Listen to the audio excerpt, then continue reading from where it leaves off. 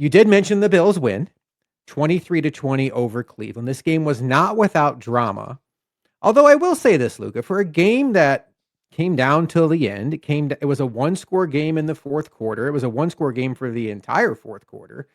And there were multiple chances where the Bills defense had to hold while it was a one-score game. I never felt like the game was in danger. And I will say this right off the top. I was watching this game through two lenses. One, as a Bills fan, like I always do, but I was also watching it through a fantasy lens because it's fantasy playoffs. So there was a lot of me that was like hoping Josh Allen would find a reason to pass or hoping, they'd get down and try to score. So I would get frustrated when I wasn't as locked into the situation. But stepping back from that, it was just like I never felt like they were really in danger. Had the Browns even gone up by 4, I felt like they would have said, all right, that's cute. Now we're going to go get our touchdown. Even when Dawson Knox drops the ball in the end zone that would have put the game away, I was just like, well, that's 6 points in fantasy, but they'll probably be just fine. Was there ever a point today in this game where you felt like the Bills could lose? The answer is no, but we'll put a little star at the top there. There was one moment in a chat room I'm in and stuff. Chat room, that sounds so weird to say. Discord server that I'm in. Mm-hmm. Showing your age, Luca.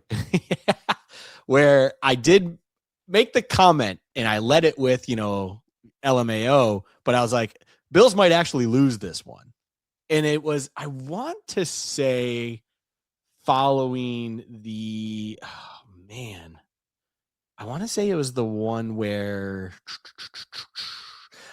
they punted it after losing a total of 12 yards on 3 plays. And just, it was in the fourth quarter, probably mid-fourth at that moment. And I remember sitting there just going, I didn't believe that they were going to lose the game, but the idea of it started to enter my brain in a comical way where you're like, is this really about to happen? Like, are we really about to watch a 10-point lead at halftime dwindle away with Josh Allen, who did seem to get banged up a little bit? X-ray came back negative, comes back. Something's clearly not right with him still, but it's a 10-point lead against the Shedeur-led Browns. And we're going to let that dwindle away and die.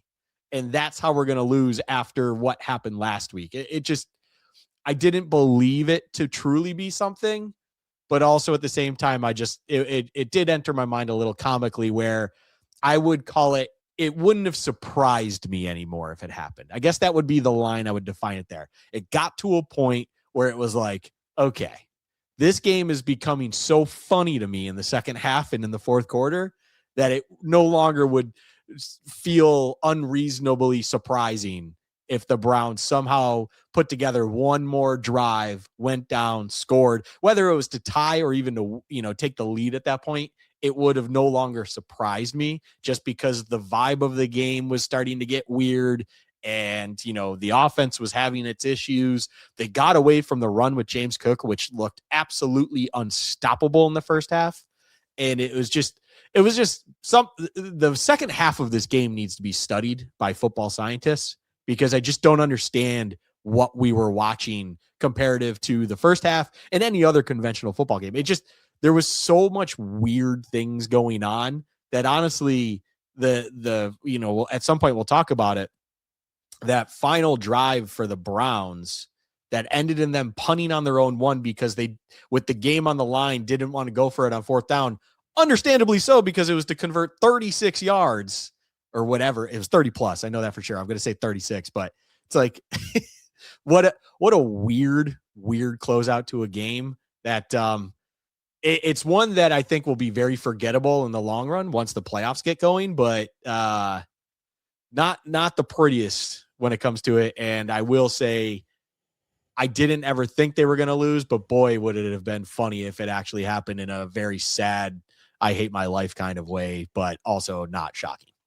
It would have been the Miami game all over again, almost to a T, where the week before you have a dramatic win over, at the time, what you think is one of the best teams in the sport. The Bills beat the Chiefs at the time, and then go to Miami and lay an egg in a spot that I was saying before the game, hey, anybody that's close, rest them.